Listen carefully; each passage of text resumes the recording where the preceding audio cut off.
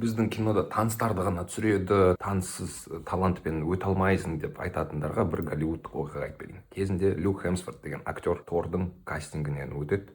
Сол кезде кастинг директорлар айтады оған: сен күшті жарасып тұрсың, бірақ сәл кәрілеусің, бір жастау болғаныңда күшті болар еді, и бойың ұзындау болғанда Тордың торы болар едің дейді. Сол кезде Люк Хемсворт айтады: қазір тоқтаңыз, мен ініме хабарласайын дейді да Крис деген інісіне хабарласады. Крис Хемсворт одан жастау, бойы ұзындау, және біз танитын Тор сол. Бұл оқиғаның соңы емес. Біраз жылдан кейін Крис Хемсворт Спайдермен іздеп жатқанын біледі Марвелдің.